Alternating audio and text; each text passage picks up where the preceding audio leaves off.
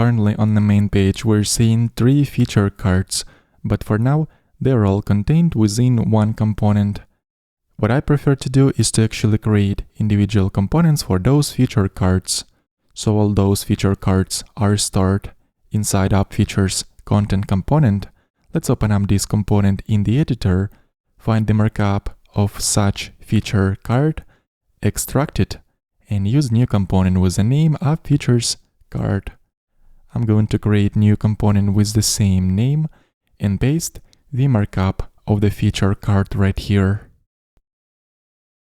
This component is going to be reused minimum 3 times, so in order to show different information in each such component, we're going to declare one prop called feature right here, and this feature prop is going to be an object with 3 fields that represent individual features such as icon, title, and description, and all those fields will be of a string type. Next, let's go ahead and reference those fields in corresponding places in the markup. So to render a proper icon, I'm going to reference an icon field on the feature object for the name prop right here, and to show proper title as well as description, we're going to use interpolation to inject values of those fields into a couple more places right here for title as well as description. And now back to the parent component App Features content.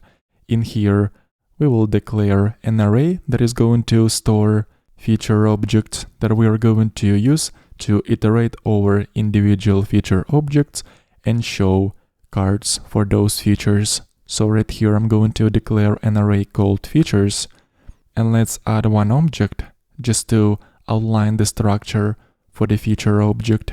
It is going to have 3 fields: icon, title, and description.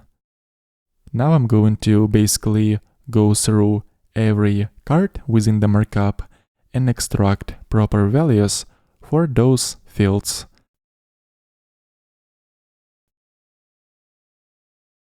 And once this array will be fully filled with feature objects, I'm going to go here and use App Features card component and apply the for directive in here in order to render this component several times.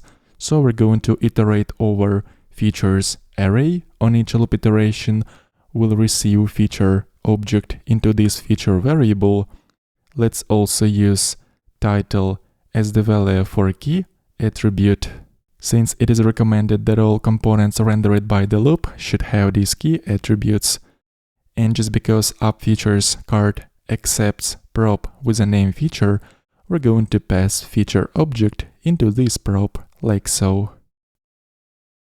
Alright, everything still looks as before, and now we're seeing that every card is represented by the individual view component.